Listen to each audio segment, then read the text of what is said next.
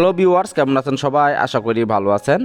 আজকে দেখাবো ক্যাপকাট সফটওয়্যারের মাধ্যমে ভিডিও থেকে নয়েজ কিভাবে দূর করবেন। ক্যাপকাট সফটওয়্যারের মাধ্যমে ভিডিও থেকে নয়েজ দূর করলে অডিও কোয়ালিটি নষ্ট হবে না। তো চলুন কথা না বাড়িয়ে ভিডিও শুরু করা যাক। আপনি প্রথমে চলে যাবেন আপনার মোবাইলে প্লে স্টোরে চলে যাওয়ার পর উপরে লিখবেন CapCut software, CapCut video editor. এই সফটওয়্যারটি আপনারা ইনস্টল করে নেবেন।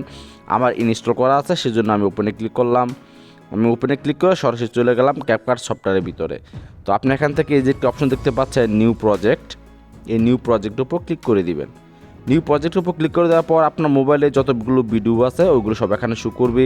আপনি যে ভিডিও থেকে নয়েজ দূর করতে চান ওই ভিডিওটি এখান থেকে সিলেক্ট করে দিবেন। আমি এই ভিডিওটি থেকে নয়েজ দূর করতে চাই, সেই জন্য ভিডিওর উপর ক্লিক করে দিলাম।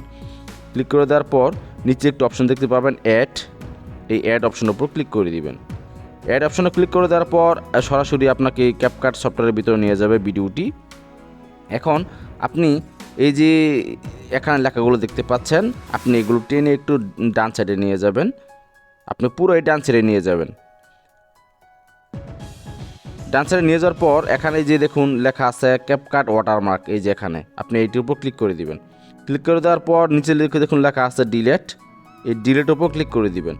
ডিলেটের উপর ক্লিক করলে এখন আপনার এখানে কোনো ওয়াটারমার্ক নেই। আপনি এখান থেকে এই যে ভিডিওটির উপর একটি ক্লিক করবেন।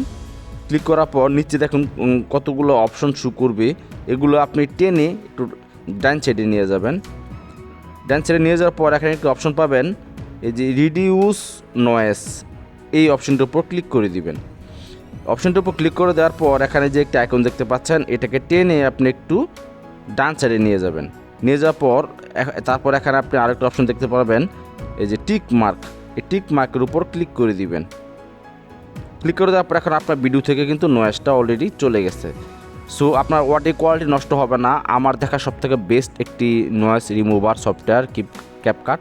তো এভাবে চাইলে কিন্তু আপনারা আপনাদের যে ভিডিও ব্যাকগ্রাউন্ডের যে নয়েজ এটি সহজেই রিমুভ করতে পারবেন। তো আপনাকে সেভ করার জন্য আপনি যেখানে একটি আইকন দেখতে পাচ্ছেন, এই আইকনের উপর ক্লিক করে দিবেন।